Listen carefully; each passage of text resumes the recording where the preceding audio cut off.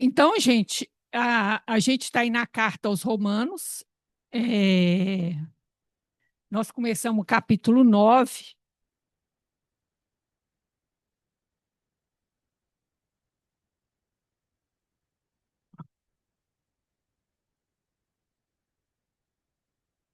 Nós estamos aí de 13 a 18, onde Paulo está discutindo para nós a importância, o papel do judeu, né, de Israel no plano de salvação.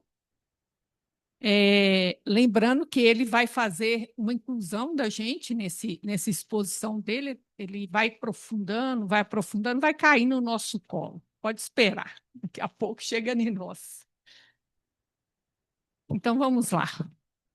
E não pensemos que a palavra de Deus haja falhado, porque nem todos os de Israel são, de fato, israelitas. Nem por serem descendentes de Abraão são todos seus filhos. Mas em Isaque será chamada a tua descendência. Isto é, estes filhos de Deus não são propriamente os da carne, mas devem ser considerados como descendência os filhos da promessa, porque a palavra da promessa é esta: por esse tempo virei e Sara terá um filho. Nós terminamos assim na semana passada, onde a gente viu que Abraão teve Agar, que é a mãe do seu primogênito, e, no entanto, Deus falou: não, o filho da promessa é por Sara. Né? Lembrando que nessa cultura, o primogênito ele tem a supremacia em cima dos outros irmãos, né? Inclusive na questão de herança, de criação, tudo é diferenciado. No entanto, Deus falou que o filho da promessa era Isaac. Isso tudo porque Paulo está querendo explicar para nós uma coisa chocante, que nem todos de Israel são israelitas. Ele está começando a dar a explicação dele, né? E não ela somente, mas também Rebeca, ao conceber de um só, Isaque, nosso pai. E ainda não eram os gêmeos nascidos, nem tinham praticado o bem ou o mal, para que o propósito de Deus quanto à eleição prevalecesse, não por obras, mas por aquele que chama. Já fora dito a ela: o mais velho será servo do mais moço, como está escrito: amai Jacó, porém amei Jacó, porém me aborreci de Esaú. Então, vou entender o que Paulo está falando, né, gente? Vamos ver. Isaque orou ao Senhor por sua mulher, porque ela era estéril, e o Senhor lhe ouviu as orações, e Rebeca, sua mulher, concebeu. Os filhos lutavam no ventre dela. Então disse: se é assim, por que vivo eu? E consultou o Senhor. Respondeu-lhe o Senhor: duas nações há no teu ventre, dois povos nascidos de ti se dividirão. Um povo será mais forte que o outro, e o mais velho servirá ao mais moço. Cumpridos os dias para que desse à luz, eis que se achavam gêmeos no seu ventre. Saiu o primeiro, ruivo, todo revestido de pelo. Por isso lhe chamaram Esaú. Depois nasceu o irmão, segurava com a mão o calcanhar de Esaú. Por isso lhe chamaram Jacó. Era Isaque de 60 anos quando Rebeca deu à luz, Então, lhes deu à luz. Gênesis 25, tá, gente? Então, o que acontece? A gente viu que Sara era estéril. E agora nós vamos para Rebeca, estéril, 20 anos casada, não tinha filhos. Aí o marido orou, o Isaac, né, o filho da promessa, é Isaac, e ela concebeu. Mas aí ela percebeu que as crianças brigavam dentro do ventre dela. E ela foi consultar o Senhor, né? Então, o que o Senhor falou? Daí vai sair dois povos. O mais velho servirá o mais novo. Na cultura, era o contrário, gente. O primogênito é que era servido pelos irmãos mais novos, e não o contrário. Mais uma vez, né? O senhor derrota, vamos dizer assim, o senhor não segue essa convenção humana e faz a escolha dele. Ele escolheu o mais novo e não o primogênito. Então, quando ela foi dar à luz, né, o que, que aconteceu? Saiu um ruivo todo peludo e recebeu o nome de Esaú, que quer dizer vermelho, né? Ruivo, vermelho, peludão. Ele vai dar o povo de Edom. Guarda aí. Esaú dá o povo de Edom. E aí vem Jacó, né, que segurava o calcanhar, tentando suplantar o primogênito e ser o primogênito, né, puxar o outro para sair primeiro. Por isso o nome Jacó. Jacó é aquele que segura pelo calcanhar, né, que tenta suplantar, né, passar na frente do outro. Ele vai dar a Israel, o povo de Israel. Então guarda isso aí. Ele tinha 60 anos quando a Rebeca engravidou. A idade de Rebeca não é falada, tá? Então, beleza. Dividia dois povos. E aí vamos para a segunda parte da citação de Paulo. Acho que eu mexi em alguma coisa aqui na função, né? Nesse caso, ele não falou, no caso de Sara, falou. Né? Por isso. Mas passou 20 anos sem engravidar, já fala que ela tinha problema para engravidar, né? Naquele tempo tinha pílula, não. E nem televisão. Sentença pronunciada pelo Senhor contra Israel por intermédio de Malaquias. Eu vos tenho amado, diz o Senhor, mas vós dizeis: em que nos tens amado? Não foi Esaú irmão de Jacó? Disse o Senhor. Todavia, amei a Jacó, porém aborreci a Esaú, e fiz dos meus montes uma assolação, e dei a sua herança aos chacais do deserto. Então, o que está acontecendo aí, gente? O povo foi para o exílio. É o juízo de Deus, aquilo que a gente chama da lei de causa e efeito coletivo. Foi para o exílio. Quando eles retornam a Judá, nesse tempo a parte norte já estava acabada, então era só Judá. Está devastada. É isso aqui que está escrito aqui, ó, assolado, chacal, gente, quer dizer que a terra está devastada. E vamos dizer assim, é um abandono, aí só tem chacal lá, quer dizer isso. Estava dessa maneira aqui. Aí o povo falou assim: mas peraí, Deus nos ama é como?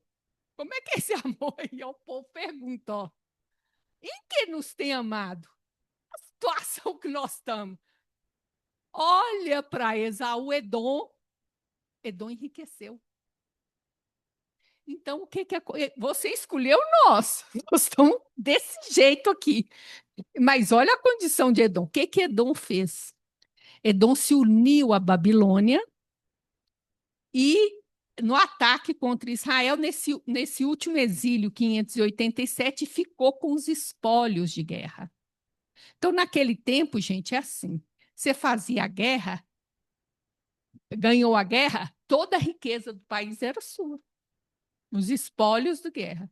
Israel era proibido de ficar com os espólios de guerra. Por isso que você vai ler lá que quando eles terminam a guerra, tem que queimar os espólios de guerra. Por quê? Porque Deus não quer que Israel tenha tentação de fazer guerra para enriquecer, que é o que todo mundo fazia. Você ficava rico como? Tomando do outro. Passo. Então era proibido. Então, o que, que acontece? Só que, vamos dizer assim, Edom fez isso. E aí, o Senhor responde para ele, né? Todavia, eu amei Jacó e me aborreci de Esaú. Isso é uma maneira de falar que escolheu um em detrimento do outro. Tinha dois, eu escolhi um, tá? Mas aí vem o problema, porque esse aqui, ó, é o oráculo de juízo que 200 anos atrás Jeremias aplicou a Israel e que estava acabando de se cumprir com eles voltando do exílio. Só que Deus pega agora e aplica a Edom. O juízo a Edom, mesmo que ele aplicou a Israel, Agora ele aplica Edom. Só que tem um problema. Quando ele aplicou a Israel, tinha o oráculo da restauração depois para Edom. Ele não fez o oráculo da restauração. Ele só fez o do juízo. Então, o que aconteceu? Gente, os nabateus entraram em Edom, destruíram Edom como eles faziam, né? Ficou com tudo, os espólios todos. E aí, como os nabateus eram seminômades, eles rodavam a terra, então eles não permitiam que Edom se reagrupasse de novo como povo. Então sobrou sobreviventes, mas a identidade do povo se perdeu porque eles não conseguiam se reunir. Então esse povo, os indivíduos do povo Edom acabou se misturando com outros povos cananeus, eles perderam a identidade. Tá? Então,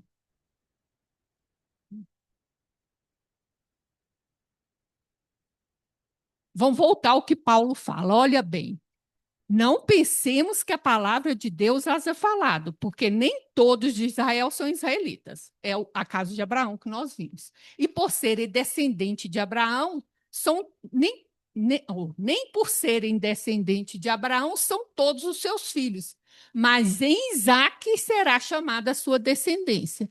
Isto é, os filhos de Deus não são propriamente da carne. Olha o que ele está falando. Mas devem ser considerados como filhos da promessa, porque a palavra é essa: por esse tempo virei e Sara terá um filho. Então, olha bem, ele está falando, não é o problema da carne, não basta ser filho de Abraão. E aí ele vai para um outro exemplo que nós vimos agora, de Rebeca. A Rebeca, ao conceber, aí é o mesmo pai, a mesma mãe, a mesma barriga, mas eles eram gêmeos, não tinham feito nada e Deus já tinha escolhido Jacó. Para nós que acreditamos na reencarnação, isso é muito fácil, né, gente? Porque Paulo fala, inclusive, dele, foi escolhido desde antes de eu nascer. Para nós, isso é tranquilo, né? A mesma coisa que escolheu antes de nascer, para nós, isso é super tranquilo, né? Mas para quem não acredita na reencarnação, isso dá um nó, viu? Porque, igual fala que ele não tinha feito nada. Isaú não fez nada de errado. E nem eles eram bebê na barriga ainda. E Deus já tinha escolhido. Sim, Deus escolhe antes de nascer. Nós sabemos disso, né? O mais velho será servo do meu moço. E como está escrito, amei Jacó, porém me aborreci de Esaú. E aí entra Malaquias. O que ele quer dizer? Eu escolhi Jacó. Jacó sofre juízo, mas eu restauro. Eu restauro. Então vamos lá. Então, gente, olha o pesado que ele está falando aqui para nós. O raciocínio de Paulo. Jacó, gente, tem o nome mudado para Israel. Ok? Então, quando fala, porque nem todos de Israel, ou seja, nem todos os filhos de Jacó, que são as 12 tribos, são de fato israelitas. Ele está começando um conceito para nós, do tal do remanescente. Ele começou o conceito. Então, o que ele está falando que para Deus não vale a descendência da carne. Ele foi claro nisso. Mas aí ele dá dois exemplos. Não basta ser filho de Abraão, porque ele teve filha com Sara, filha com Agar e filha com Quetura. Nós trouxemos só o caso de Agar por causa de ser primogênito. Pela lei humana, Ismael é que tinha direito, mas Deus escolheu foi Isaac. A mesma coisa da descendência de Rebeca com Isaac, é Esaú que tinha direito, porque ele era o primogênito, mas Deus escolheu Jacó. E aí, Paulo conhece a gente muito bem, né? Aí ele dá uma parada. Que diremos de Deus é injusto? A cara nossa. Então, agora ele vai responder para nós. Você está achando Deus injusto? Então, eu vou explicar para você uma coisinha aqui. Aí ele faz um intervalo. Que já sei que a gente logo se revoltou, que eu tinha meus direitos, alguém tirou. Então, vamos ler aqui o que ele fala do injusto. Aí depois ele vai retornar ao pensamento dele. Mas primeiro ele vai dar essa resposta para nós que achamos que Deus. Como é que não escolheu o primogênito? Aí ele vai falar aqui de Deus para nós. Vamos lá ver. Que diremos, pois? Há injustiça da parte de Deus? De modo nenhum.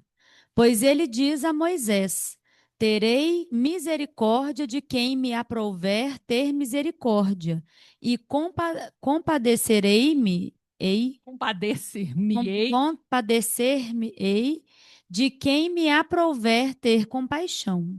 Assim, pois, não depende de quem quer ou de quem corre, mas de usar Deus a sua misericórdia. Porque a Escritura diz a Faraó: Para isto mesmo te levantei, para mostrar em ti o meu poder e para que o meu nome seja anunciado por toda a terra. Logo, tem ele misericórdia de quem quer e também endurece a quem lhe apraz.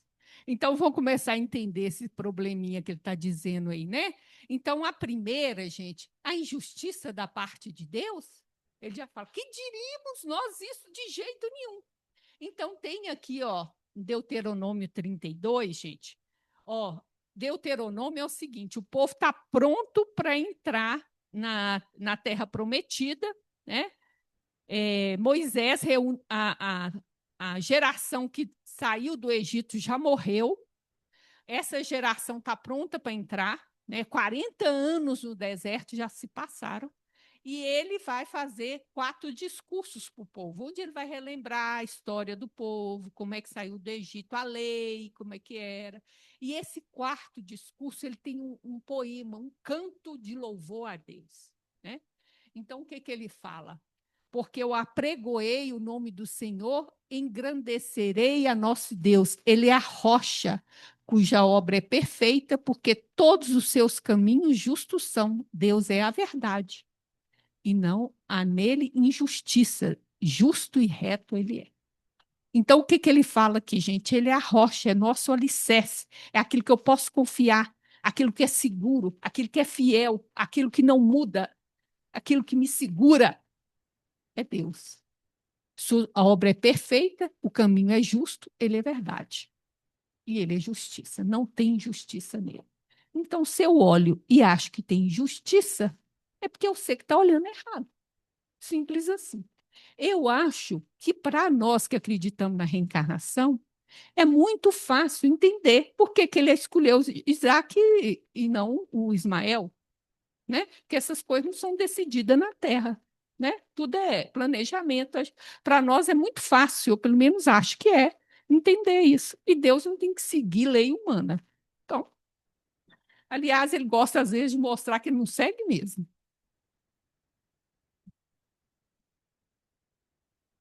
É, porque a lei humana convencionou que é o primogênito. Deus fala, mas não quero primogênito, eu quero é esse. Igualzinho quando foi para escolher Davi, você lembra? Traz o filho grande, fortão, sarado. Não. Traz o outro também. Não. O outro. Sim. Não, não, não. Tem mais nenhum? Ah, tem um lá cuidando das ovelhas, um baixinho. Prazer lá. É esse que eu quero. Ficou com o primogênito, ficou com o mais forte, o mais guerreiro? Não. Um tocador de harpa. E pastor. Então vamos lá, né? Que diremos, pois? Há injustiça da parte de Deus? De modo nenhum. Pois ele diz a Moisés: Terei misericórdia de quem me aprouver ter misericórdia, e compadecer-me-ei de quem me aprouver ter compaixão. Assim, pois, não depende de quem quer ou de quem corre, mas de usar Deus a sua misericórdia. Então, ele está citando, gente, essa passagem aqui. Então, o que, que acontece? Aí nós voltamos, hoje vai ser só Êxodo, viu, gente? Só Êxodo. Paulo voltou lá no Êxodo. Muito bem. O povo saiu do Egito, chegou no Sinai.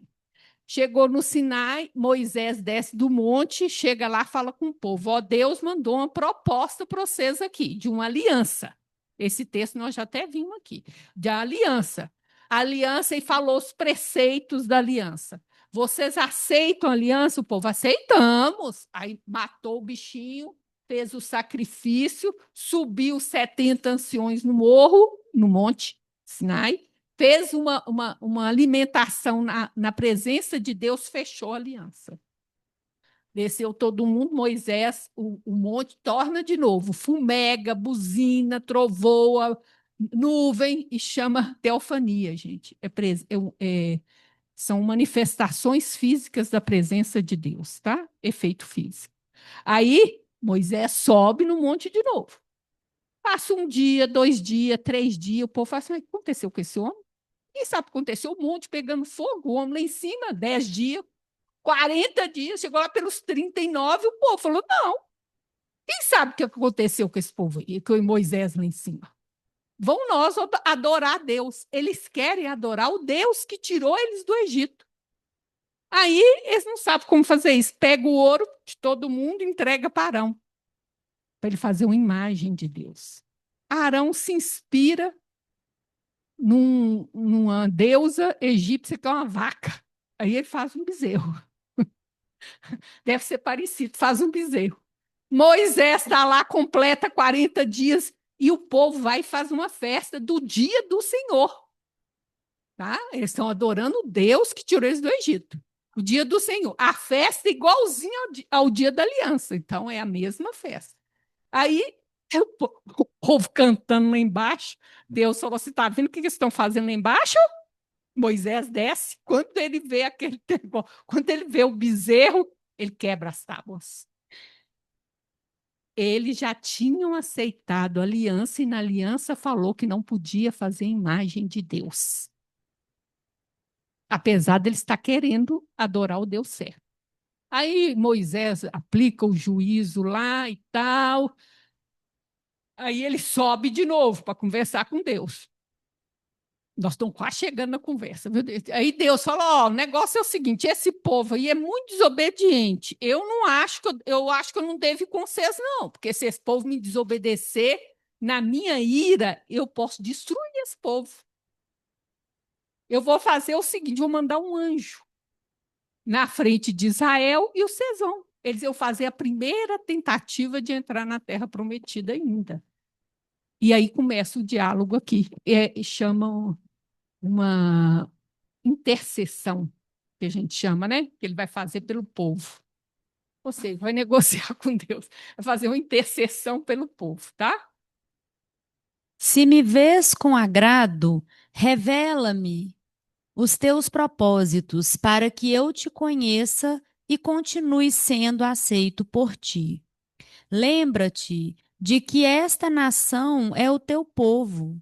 Respondeu o Senhor: eu mesmo acompanharei e lhe darei descanso.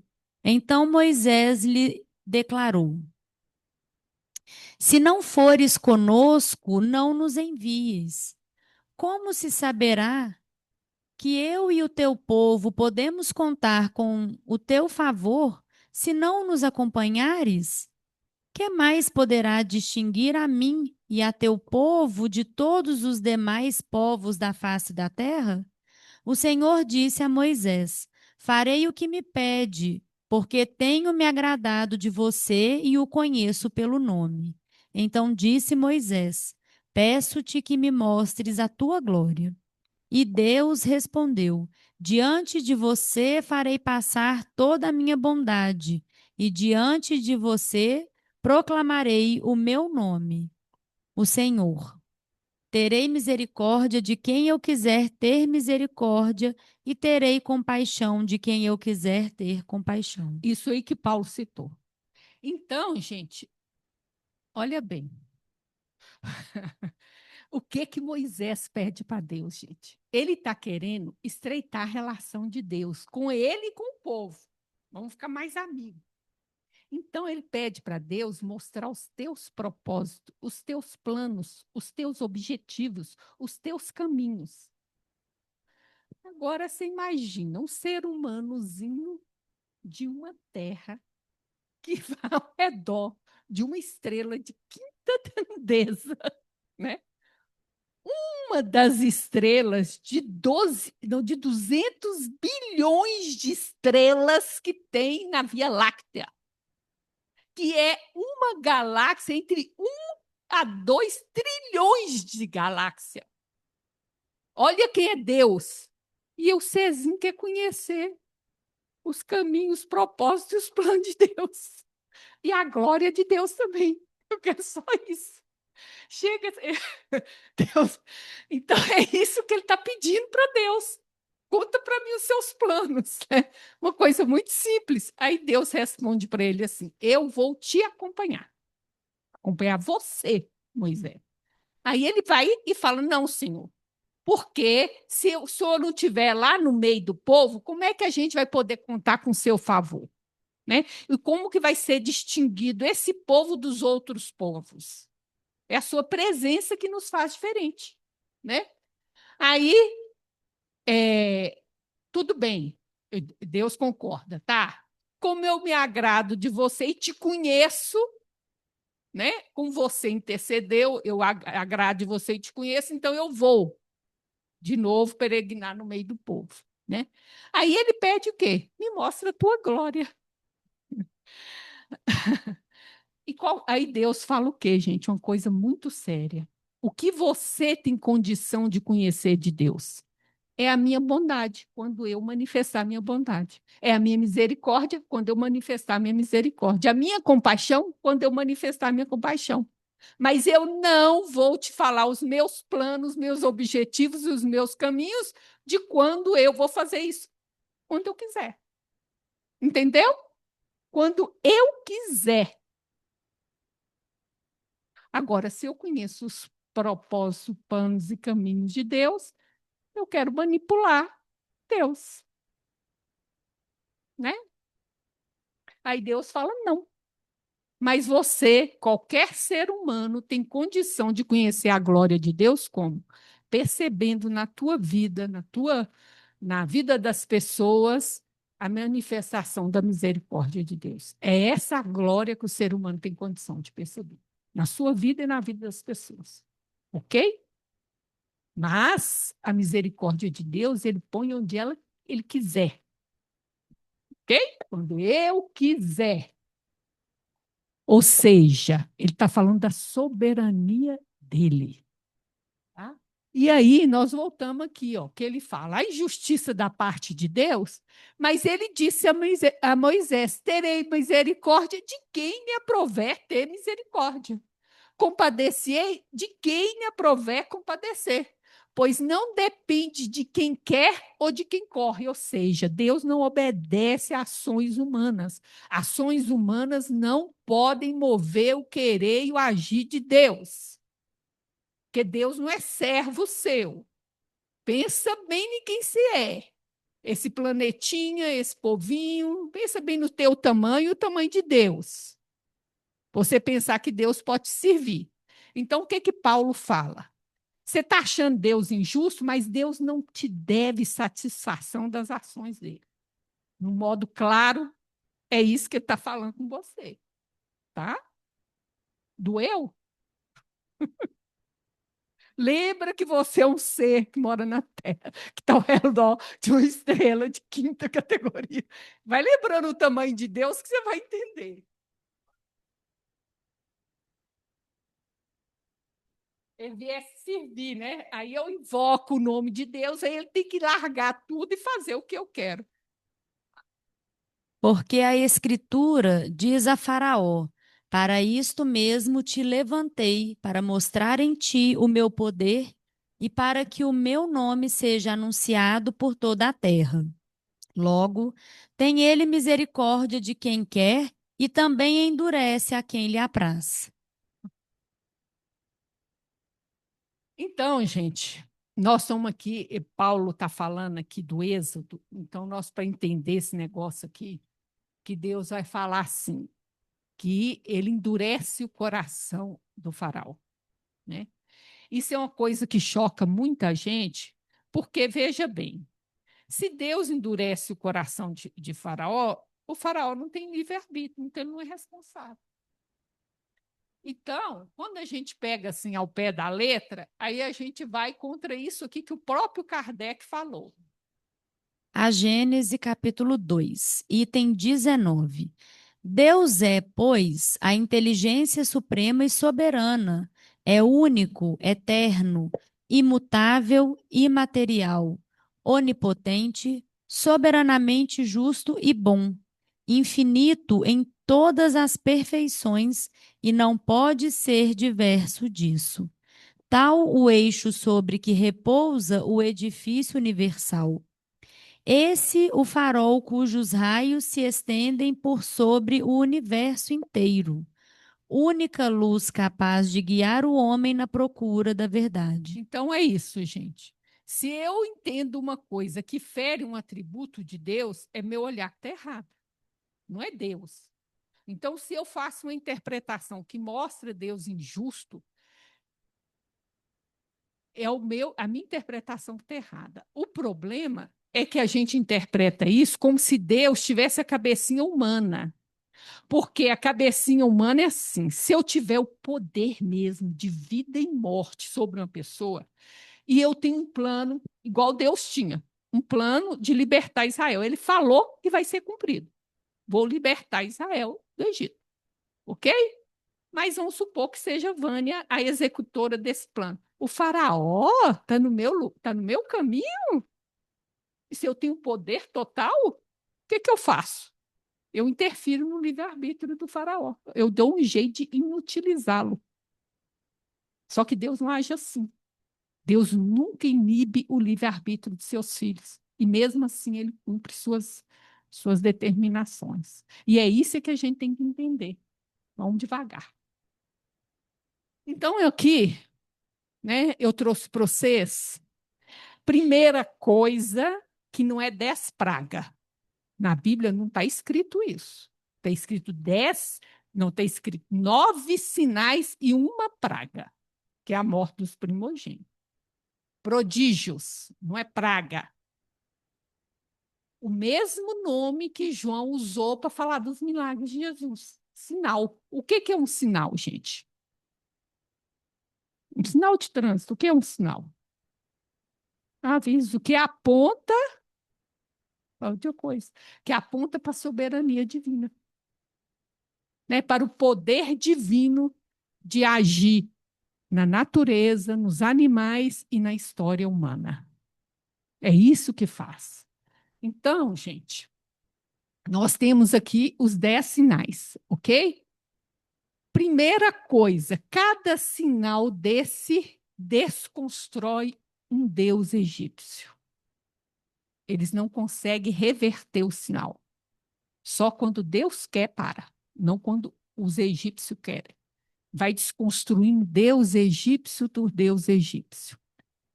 Fora, a primogênita está fora disso, tá, gente? Segunda coisa, mostra para nós o contrário do que aconteceu na Gênesis 1 e 2. Porque no livro de Gênesis 1 e 2, existe a criação da natureza até chegar no homem, não é? Aqui existe, é o contrário. Epa! Existe aqui a descriação, inclusive até chegar no homem. Então, o que isso aqui está falando conosco? Que tem que se desconstruir o modo de viver egípcio, inclusive da idolatria, para que o êxodo aconteça. Só, gente, que o êxodo ele é um arquétipo. Nós estamos à beira de um êxodo. Então, a gente tem que viver a mesma coisa aqui, ó, desconstruir esse modo de vida nosso para a gente poder entrar no êxodo. Ou seja, o que é êxodo? A libertação e adentrar na terra de regeneração. Todos isso aqui são padrões arquetípicos, gente, que vai repetindo um ciclo, no outro ciclo. Então, o que acontece mais aqui, né? Mostrando alguns foram avisados de véspera, tá? E alguns Israel foi poupado, não todos, né? E que é interessante, porque a gente estudou aqui a vocação de Paulo. Foi bacana demais. Mas a vocação de Moisés, misericórdia, Deus teve que pegar ele quase no laço. Pensa uma pessoa que não quer assumir de jeito nenhum, resiste é Moisés. Ele fez de tudo quanto é argumento que ele tinha para não assumir a tarefa, ele fez. É muito interessante o estudo da vocação de Moisés. E interessante mais ainda, porque ao longo dos sinais Moisés vai mudando. Então, gente, quando a gente tem nossa vocação, a gente não está pronto para ela.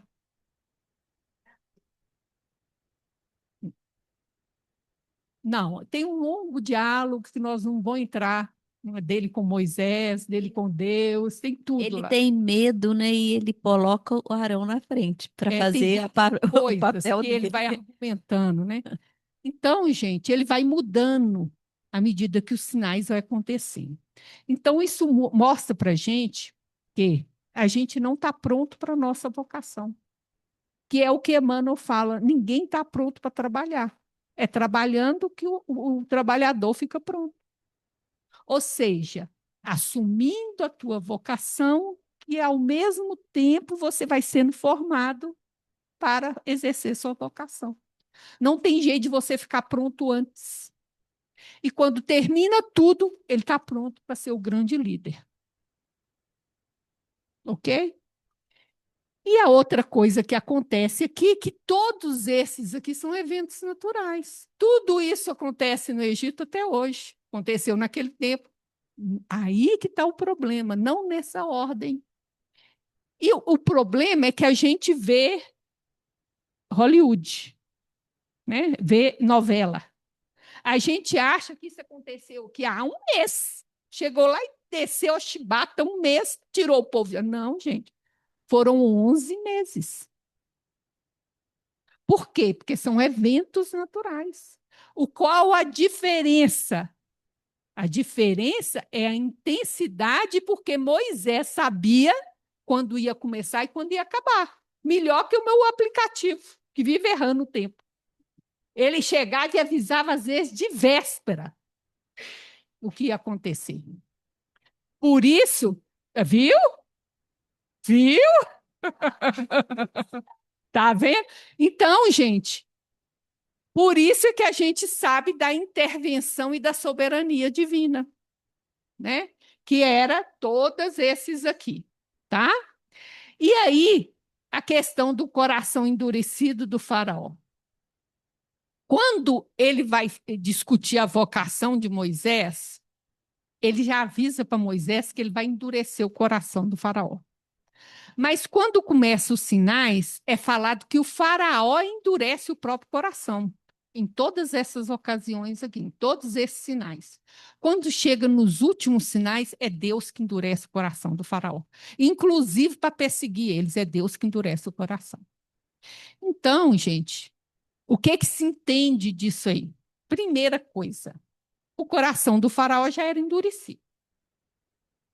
Igualzinho o nosso, a gente não sabe, mas quando a gente é contrariado, aí que o coração endurecido aparece. Então, nós estamos aqui com Ramsés II, o faraó mais poderoso do Egito. E todo mundo faz a tua vontade, a vontade dele. O coração dele é uma meiguice. Mas quando a vontade de Deus se contrapõe a ele, aí o coração endurecido dele aparece, que já era endurecido. Não foi Deus que endureceu. As circunstâncias fez aparecer o coração endurecido. Igualzinho acontece para a gente. Hora que Deus fala não para mim, aí que você mostra a tua cara, a tua fé. Enquanto ele estiver falando sim, nós estamos na má lua de mel. Entendeu, gente?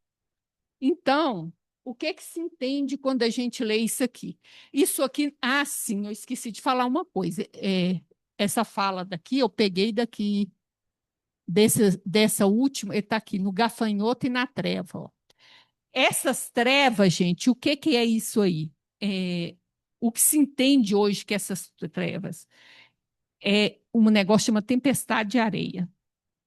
Eu já passei por essa experiência quando eu fui no Egito. Gente, você não enxerga nem 3 dedos acima do seu nariz. É uma experiência, não tem nada a ver com tempestade de água. É um troço que você tem que. No YouTube você pega para você ver. Você pega lá, tempestade de areia, vai te mostrar o que é. Por isso, as trevas, a escuridão. Por isso, não enxerga nada, você não enxerga nada. É uma experiência muito doida, que a gente não acha que acontece, mas é isso aí. Tá?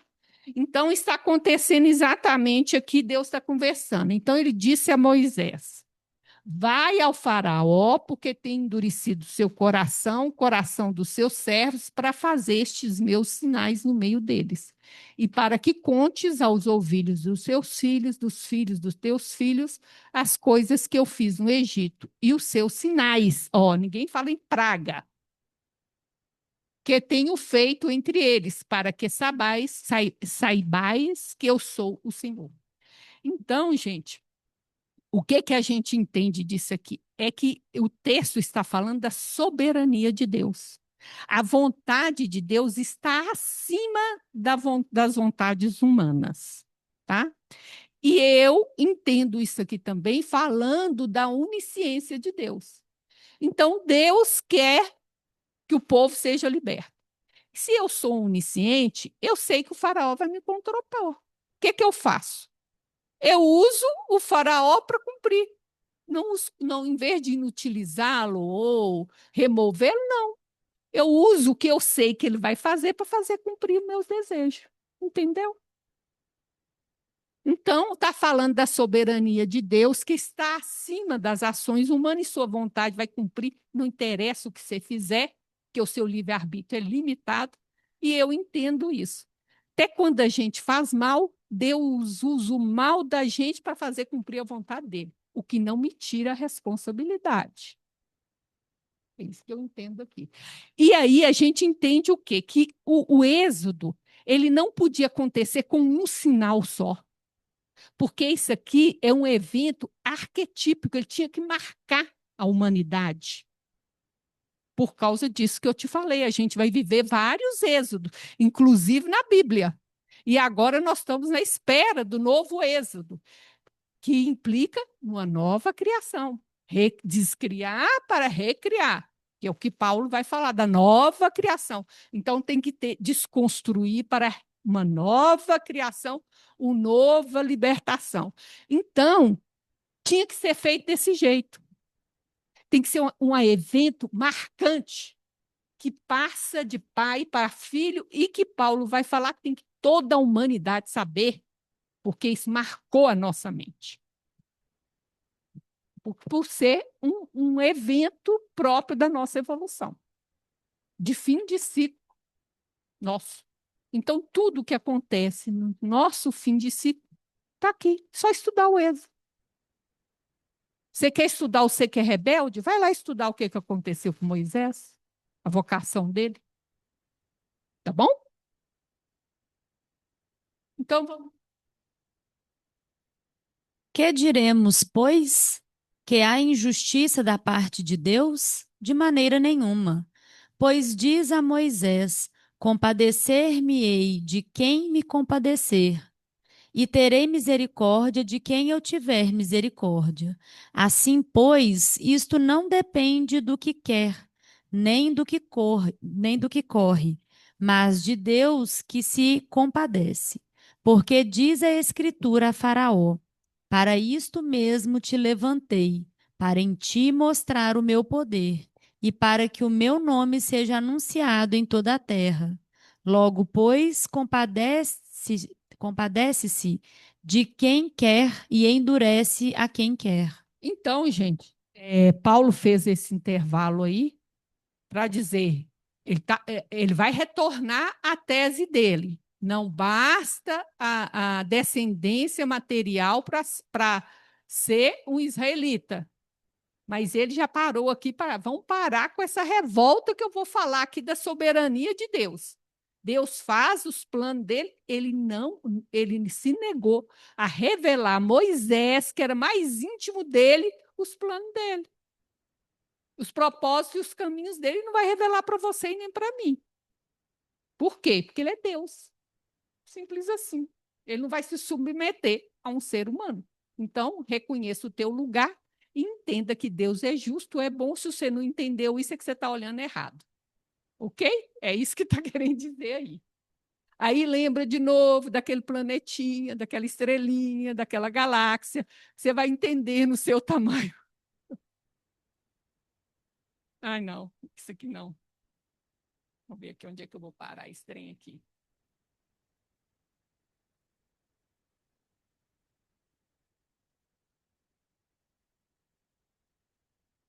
É, o mouse desliga sozinho. Muito bem, gente. Alguém quer falar alguma coisa?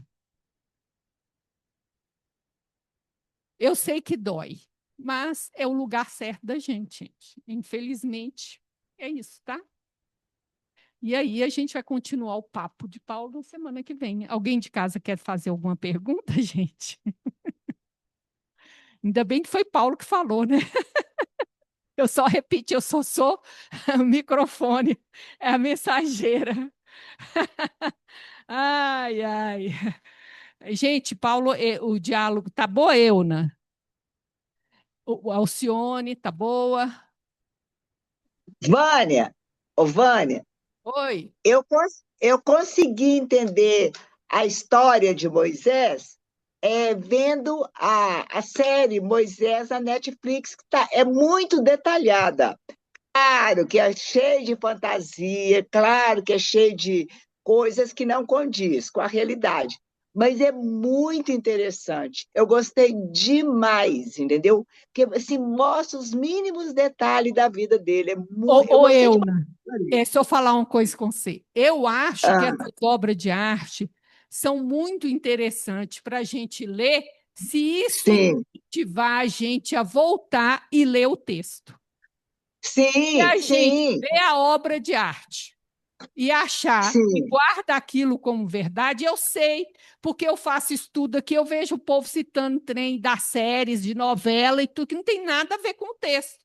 Porque pega sim. aquilo Tá- como verdade, não entende que aquilo é uma obra de arte. É Então, uma obra de arte, é o que eu te você falei. Tem um assistiu tanto lá de. o Êxodo É, na série, você tem obrigação de ir lá na Bíblia ler. Uai, sim, sim.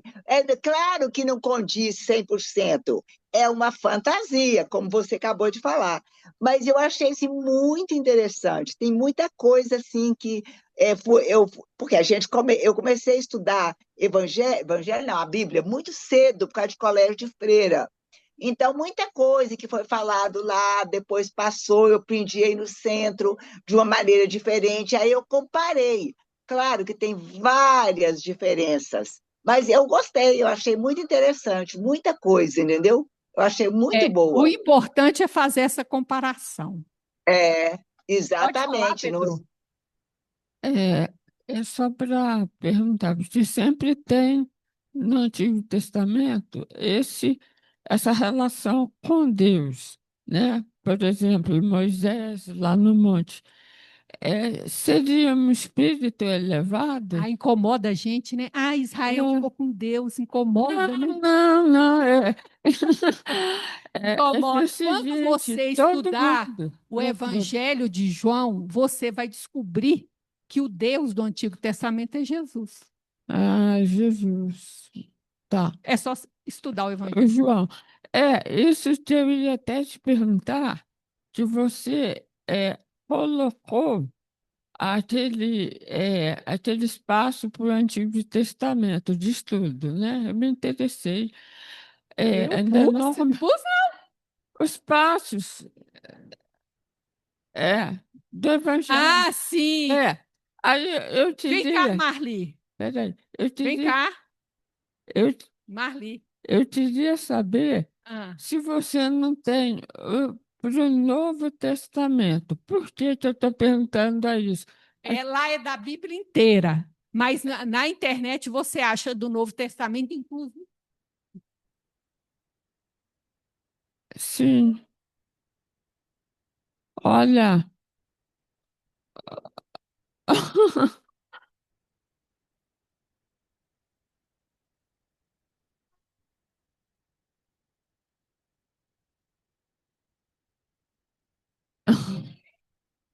Eu quero que Marlene... Menina. Ah, tá. Eu estava comentando num outro estudo, a Vânia estava comentando lá do Evangelho de Mateus, né? E aí ela estava lendo a exposição e eu vendo que como por essa mesma sugestão aí da gente ler a Bíblia, né, daquela forma, e eu estava lendo e eu falei, comentei que como ficou mais fácil para eu poder conseguir entender, né? Tendo esse embasamento, ficou mais fácil de entender aquilo que estava sendo falado. Pelo menos uma eu foi comigo. Duas. Três. Quatro. Olha eu aqui. Aí, ó, tá fazendo.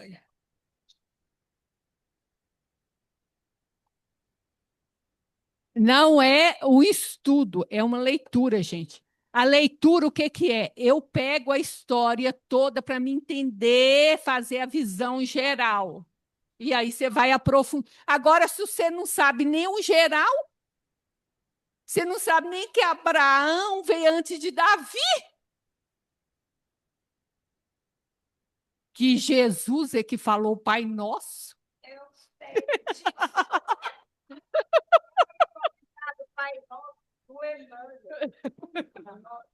Não se defendeu. Vou fazer a prece. Já parei, tá gravando, não. Já parei. Então, gente, vixe, não, eu tô gravando. Ixi.